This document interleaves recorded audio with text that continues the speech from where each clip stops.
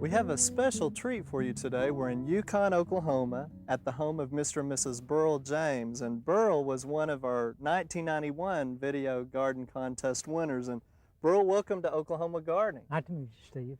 Well, I tell you what, Beryle is going to give us some more secrets. We're here today to see how his garden's coming along. And the first one we want to talk about is what he does to get his tomatoes started. And Beryle, explain what you do in the early spring there. I use a rusted can and I bury that can. First I plant the tomato as deep as I can get it. Then I put the can over it, and I put this plastic water jug. It fits tightly over the can, and that way I have a permanent, cheap greenhouse. I put hay around it, and that gives me some extra protection, and I can get an early start on my tomatoes, Steve. Now, another thing you do on those bright sunny days, what do you do to? I take that cap off. And then it lets the steam come out of there. Yes, and when that tomato grows and pushes that cap off, it's ready to leave it alone. Huh? Sure is. So you've still got the cans around your big tomatoes here, and you've got some nice fruit set. You also use that now to your advantage too, don't you? Yes, Steve, I put no moisture on the vines. I water in the can. I take a hose and I walk down and I fill the gallon cans on the way down and on the way back. Okay. That way it sinks down and I have them. Right, and then you continue to use your mulch throughout the season. Now, yes.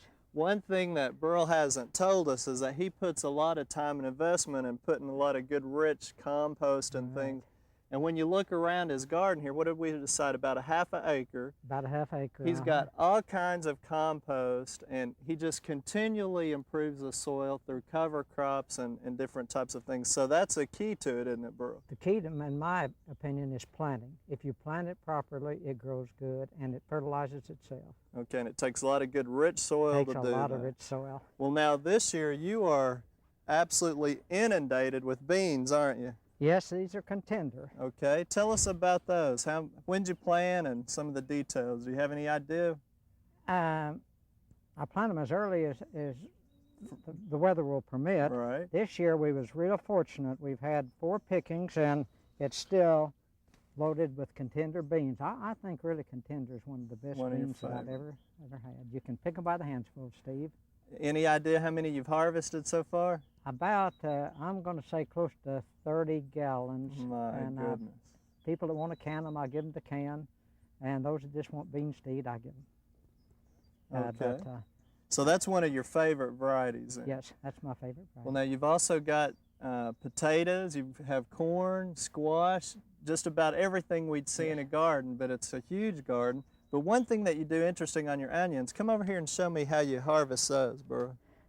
Steve, I wait till the onion falls down and dies. Then I pick that onion. The stem is dead, it's cured properly. Then I put them under a shade tree and I let them for 3 or 4 days. And then we chop them up and double bag them. We put them in the hydrator like this, and we have onions the whole year. Now, you were telling me you do something a little differently too, as far as pulling the soil around. Yes, the moment that it starts to ball, I start working the soil from around the onion, and you can see it's real firm. Okay. And that way the onion balls properly, and it does a real good job. Now, do you break the tops over, or you just let them fall over naturally? No, I just let them fall over naturally. So they're kind of curing out here in the garden as they go along too. Now, one thing that has really interested me in visiting with you, you properly cure your onions. You were telling me how you do your potatoes, but tell me the story about your tomatoes even in the fall, what you do. I use the little boxes that the 6-pack of Cokes come in, 4 of them, and I place those onions at frost time. I pick them and place them in those cartons. Now that's your tomatoes, right? Tomatoes. Green tomatoes? Yes, green. Just the night before it's going to frost, I hurriedly, like mad, I pick those things and put them in this box.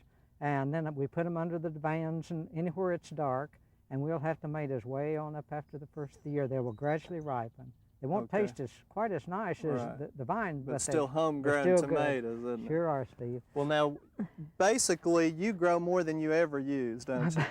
I give 90% of it away. I enjoy giving it away, Steve. My gosh. Well, come over here and let's show them what you I guess some goodies you got last year as a result of winning 3rd place in the contest. Yes, I have this green machine, and this is a wonderful edger that I edge the sidewalk with, and It fits real proper with my tools, Okay. and then I just store it up on the twine.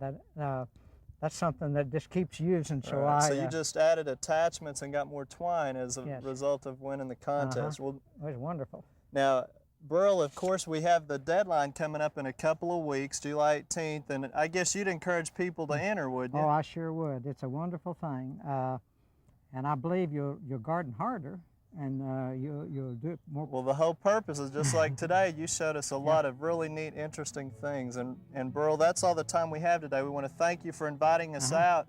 Keep up the good work. I'm sure your neighbors are appreciative too. And that's all the time we have today, and we hope you'll join us again next weekend here on Oklahoma Garden.